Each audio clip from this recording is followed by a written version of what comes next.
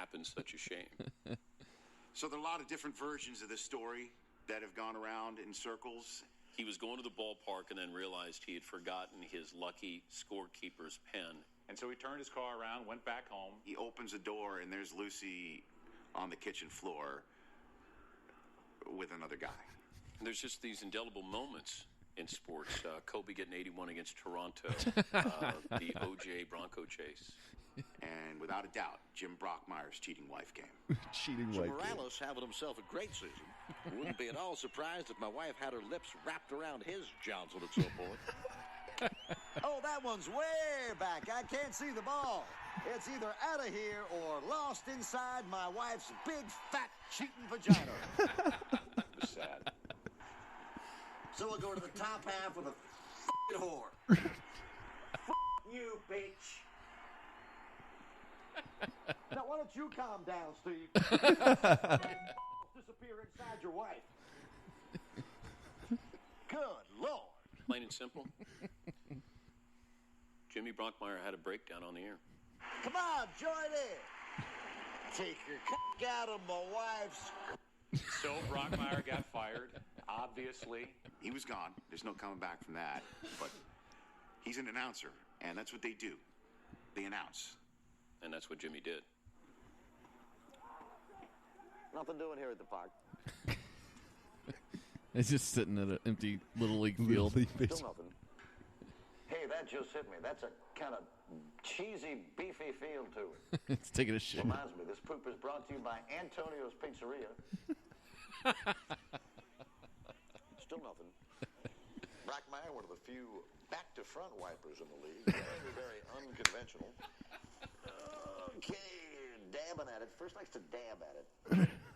Still nothing. Because nobody is here. Nobody but Jim Brockmeyer. That's good. Check it out. Jim Brockmeyer, a legend in the booth. And your boy, Hank Azaria. Hank Azaria. Now, speaking of other Azarias, did you see Aziz? You're so bad at this. I am horrible. I'm horrible. Did you see his monologue? Sorry. And sorry? No, I didn't see his. I just heard he was on there. Isn't that an odd choice to you? Like, when I heard that he was hosting the Saturday Night Live, I thought, that's weird. I don't know. He's pretty famous now. He's got that show on Netflix that's his own. Right. And he was on that show with Amy Poehler for so many years. Sure. So he might even know some of those writers and stuff. Aziz Ansari. Have you ever watched any of his stand-up? Yeah. I mean, because you and I are huge stand-up fans. Yeah. Yeah, it is good. Yeah. He's really good. I heard he just took Trump to task like for 5 minutes.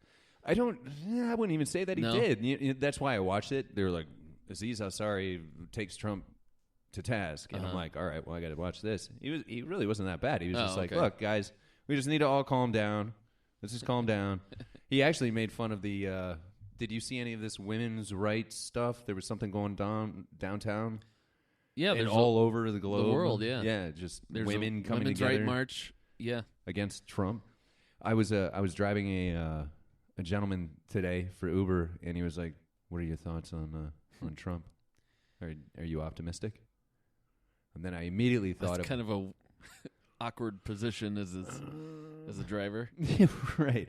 What are your thoughts? I think he can go to hell. Right. Or do you remember when I got in the Uber and I told you, like, I asked him like who he's voting for, and he was like, I'm sorry, that's kind of a personal question. And I was bitching to you about like, what a fucking asshole. Yeah. Finally, I was in the other seat of that conversation. I just sat on the fence. I was just like, it bothers me that he didn't have any political backgrounds, but at the same time, he's a businessman, so our economy's in dumps. So maybe he can do something there. What do you think? And your thoughts? And your thoughts immediately now? And this is while he like reaches into his bag and starts putting on gloves as I'm driving him down to the south side. Okay. And I'm starting to get nervous, man. Pulling out the piano wire. Yeah, right. I was terrified there for a hot second. But what are your thoughts? Trump's just got inaugurated. Oh, I think it's terrible. You're not looking forward to the next 4 years. No, he's already the very first press conference that his staff has. They lie, and it's about some mundane bullshit that was so stupid. Like, why would you lie about that? And so now, it's just there's no credibility to these guys. Okay. Yeah. Well, so his press. How did the story go? Because the press secretary gets out there and says, "Yeah, so Trump's the inauguration, the people that showed up, biggest one of all history." Right. Well, that's easily fact checkable. Right. You could easily not only can you just look at the footage. That one aerial photo of Barack Obama's inauguration and Donald Trump's. Well, that one. Do you think that was photoshopped? It's not photoshopped, but it's. What time did they take that photo of Trump's? Because that could have been 6 a.m. the day before. True. So that's bullshit. But during his speech, they have aerial shots, and you can see that the crowds don't go as far back as they did for Obama. Right. And then they're like, and this is the first time they've ever put down protection for the grass. Again, not true. Easily checkable. These are all things that you don't need to lie about. You don't even need to mention them. Right. Just talk about anything else. But the fact that they make it a point to come out and be like, make themselves seem all awesome for no reason. And so now, what if they come out and go, yeah, Trump talked to Russia and Russia's doing this. Well, how do we know that's true? Yeah. You just lied about something stupid that we all knew was a lie. And so then they say, so then one of his main girls comes out, which, by the way, did you hear his in his inauguration speech? No, I didn't. He gets up there and he's talking about this woman he's like, and this woman, can I tell you, she is so great because when I had all my men in my corner that were too scared to go on these news shows and defend me, she would always, when I'd say I need you on the show, she'd be like, I'm there. And she did it. And she stood up for me. And she's my backbone. And she took them down. She's my rock. Yeah, and he's doing that. And as he's like building her up, and he goes, yeah. And he looks right at her and goes, thank you, baby. Oh, no. In his inauguration. It's not even his wife? No. Oh, I thought it's a woman that works for him. And he says, thank you, baby. Well, so anyway, my God. She goes on to defend him with fucking way. With like Chuck, what's his name on NBC? Norris? No, Lori or something. Okay. Not Chuck Lorre. I forget his name. Well, and he's like taking her to task on this, like, why would they lie about this? Because now they're not credible. Sure. And she goes, oh, I think you're being a little over dramatic about this. You're presenting your facts, and they presented alternative facts. And he's like, there's no such thing as alternative facts. Alternative facts are not facts. Right. They're nothing. They're what would you call that? A falsism. Guessing. So it's just one of those things where I feel like this is going to be worse than the whole Bush and Rumsfeld thing, where these guys would say these things, and reporters would say, "No, what's going on with this?" And they'd be like, "Don't you worry." They will just be like sweep things under the rug, and I think this is going to be like so much worse, and it's going to be so annoying that this is what our politics is going to be now. Is that like what we have to look forward to?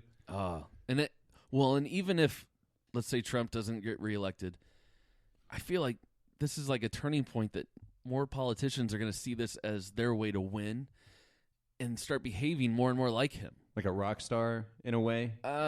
Just like, I don't need politics. I don't need political background. And I don't have to say the truth. All I got to do is say what I want them to hear and say, fuck fact checking. I cannot believe. Thanks, baby. Thank you, baby. Oh, my God. And it's clear as, it is not like a off mic or like, thank you, baby. Or he goes over to her, kisses her hand. Thank you, you can tell he like leans into the mic to turn, thank you, baby. It was unreal. You've got women rights activist groups that are pissed that you are president, and you turn to somebody in your cabinet. Yeah. Thank you, baby. Right. Oh. And they knew ahead of time. And this is after punch her in the pussy. Or not punch her in the pussy. Grab her by the pussy. Grab her by the pussy. Which all the protesters yesterday had pussy stuff. Yeah, absolutely. Like pussy. I get it. Like, I'm with pussy. Yeah. And flags with the with like a With a balloon labia. that looks like a woman, and it just says "Red Hot Pussy" something, or like okay. "Red Hot Chili Pussies." There's a bunch of stuff. Red Hot Chili Pussies. Now that sounds like some fun. Yeah, The Red Hot Chili Pussies. but it seemed like to stay away from copyright with the Red Hot Chili Peppers, the band. They spelled it Chile Pussies, so it was Red Hot Chile Pussy. Chile. Did they have the circle with all the lines? No, or was no, it it like was a vagina. It was a chili, like a Red Hot Chili Pepper, Okay. but it had been drawn into look like with breasts and a vagina. Oh, okay. And it was so they included the breast. It was actually pretty clever. pretty clever. And they put a lot of time and money into it. It was an expensive flag or sign or whatever it was. I'm pretty sure they went to Fiverr.com. Yeah? And just paid somebody $5. But anyway, enough of the politics. What else have you been up to? You don't have bowling tonight. You have bowling tomorrow night. That's right. What else? Got What the else bowling going on? tournament, city tournament coming up this weekend. Coming up. Yep. This weekend? Yep. Okay. I got 2 days of bowling coming at me that weekend. And how many games are we looking at? We're looking at 3 on one day and 6 on the other. Holy shit. Yeah. 6 games. How many breaks? None. Six straight it'll be games? 6 straight games. Oh, So it'll be 3 games for my personal record, okay. and then right afterwards I'll do 3 games for a doubles record, so I got a teammate. Okay. And then the next day we'll go back and do a team 3-gamer. where it's all 4 of us for 3 games. Okay. So that's, man, that sounds rough. Yeah, and it's in Morton, Ugh. so I don't know how that's going to go. Ugh. Morton. Yeah, What are your thoughts on Morton? I don't like it that much. There's a lot of people that don't like Morton. I mean, However, if anybody from Morton listens to the show, I happen to like to you. be very honest with you, I've never had a bad time at Morton when I go there, but I don't think I could ever live there. It's too clean and nice. Too clean Not and not nice. clean like not filth, but too like clean living. Like you can't go in there and be like, "What the fuck's going on with you?" No, sir. Please watch the language. You're in Morton. We cut you off once you reach .07. Yeah. I mean, there's a Okay. lot. There's more churches than there are bars in Morton. Okay. It's That's that all you kind have- of. That's all just you have not. to say. It's not for me. Is Okay. all. I got you. But when I go over there for like restaurants or stuff, or this bowling thing will probably be very nice. Sure. I'm sure I'll have a great time. I like what they did with the interstate. I don't Oh, know yeah. who paid for that. I would They assume finally the fixed state it. of Illinois, but Right. god damn, I mean, like that was in the works for Like 8 years. 8 years. Yeah, it went on forever. And it was just like, but now that it's done, it's like my eyes can breathe better driving on that interstate for some reason. As you're going to Lincoln or something. Yeah, Is as it- when I'm do going you to ever Lincoln. go out there? Well, I mean, yeah, it's always on the way to Lincoln, or I've been out to Tennessee a lot lately. Oh, okay. Been going down. So been you- going down to see the So you girl. got to hop on 55. Like you take that to. Yeah, through 55. Lincoln, then down to Springfield. Okay. In Springfield, you cut across like a whole bunch of, or not Springfield, a little bit past Springfield. Right outside St. Louis, you drive across like a 2-lane highway for about what feels like 1,000 years. Yeah. Just 2-lane through small town after small town, but it gets you around St. Louis. Don't and you all wish you that had the other crap. money to just stop Fly. in St. Louis and Just- hang out there? St. Louis doesn't really have the same ring to me as it used to. Oh, really? Yeah, it just doesn't. Yeah. I don't have any desire of going down there. I don't care what's going on. Like I don't know. Even with the new ballpark village. Oh, the ballpark village can suck my left Oh. nut. I mean, it is a glorified bar. I mean, don't get me wrong. I mean, it might be fun, like if the Cardinals are playing in the World Series and they're out of town and they can clinch to go down there and watch it. But just to go there during the day to grab some pizza and watch Fox Sports News on the big jumbotron, it's just like, Yeah. whoa.